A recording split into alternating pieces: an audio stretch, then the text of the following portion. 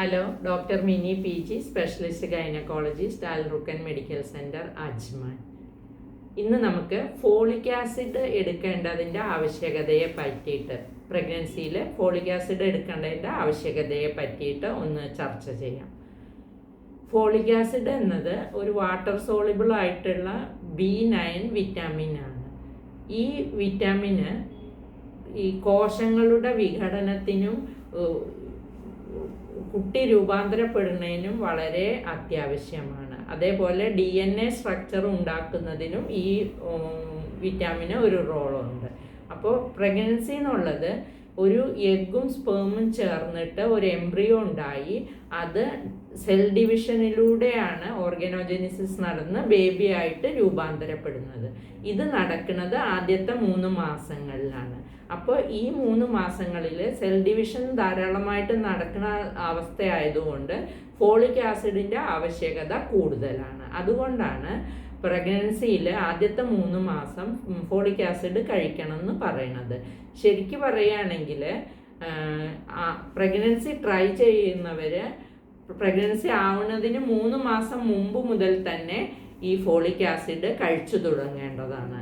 എന്താണെങ്കിലും പ്രഗ്നൻസി ആവുന്നതിന് 1 മന്ത് മുതലെങ്കിലും ഈ ഫോളിക് ആസിഡ് കഴിക്കേണ്ടതാണ്. പ്രഗ്നൻസിയുടെ ആദ്യത്തെ 3 മാസത്തിലും മസ്റ്റായിട്ടും ഫോളിക് ആസിഡ് കഴിക്കേണ്ടതാണ്. ഈ ഫോളിക് ആസിഡ് കഴിച്ചില്ല എന്നുണ്ടെങ്കിൽ ചില ഡെവലപ്മെൻ്റൽ ഡിഫക്റ്റ് ബേബിക്ക് ഉണ്ടാകാറുണ്ട്. ഇതിന് ന്യൂറൽ ട്യൂബ് ഡിഫക്റ്റുകളും ഉണ്ടാവാറുണ്ട്. ന്യൂറൽ ട്യൂബ് എന്ന് പറയുന്നത് ഈ ബ്രെയിനും നട്ടെല്ലും എല്ലാം വളരുന്ന ഒരു ഘടകമാണ്.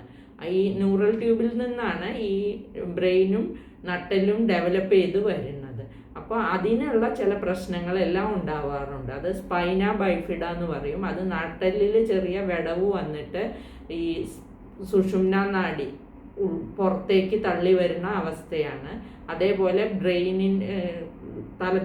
ഇതിൻ്റെ തലയോട്ടിയുടെ ബോണി ഭാഗം ശരിയായി ഡെവലപ്പ് ചെയ്യാതെ വന്നിട്ട് തലച്ചോറ് പുറത്തേക്ക് തള്ളി വരുന്ന അവസ്ഥ ഉണ്ടാവാറുണ്ട്. അതിനെ എൻകഫലോസിൽ എന്ന് പറയും. ചിലപ്പോൾ തലച്ചോറ് ശരിയായ രീതിയിൽ ഡെവലപ്പ് ചെയ്യാതെ വരും. അതിനെ അനൻകെഫാലി എന്ന് പറയും. അപ്പോൾ ഇങ്ങനെയുള്ള ഡിഫക്റ്റൊക്കെ ഉണ്ടാകുന്നത് ഈ ഫോളിക് ആസിഡിൻ്റെ ഡെഫിഷ്യൻസി വരുമ്പോഴാണ്. അപ്പോൾ അത് പ്രിവെൻറ്റ് ചെയ്യാൻ വേണ്ടിയിട്ടാണ് നമ്മൾ ഫോളിക് ആസിഡ് കഴിക്കാൻ പറയുന്നത്. അതേപോലെ ഫോളിക് ആസിഡിൻ്റെ കുറവുകൊണ്ട് നമുക്ക് ചിലപ്പോൾ ക്ലെഫ്റ്റ് ലിപ്പ്, മുച്ചുണ്ട്, ക്ലെഫ്റ്റ് പാലറ്റ്, ചിലപ്പോൾ കൺജനീറ്റൽ ഹാർട്ട് ഡിസീസുകൾ, ഇങ്ങനെയുള്ളതൊക്കെ ഉണ്ടാകാറുണ്ട്. ഇതെല്ലാം തടയാനാണ് പ്രഗ്നൻസി ആകുന്നതിന് മുമ്പ് തന്നെ ഫോളിക് ആസിഡ് 5 മില്ലിഗ്രാം കഴിച്ചു തുടങ്ങണമെന്ന് പറയുന്നത്.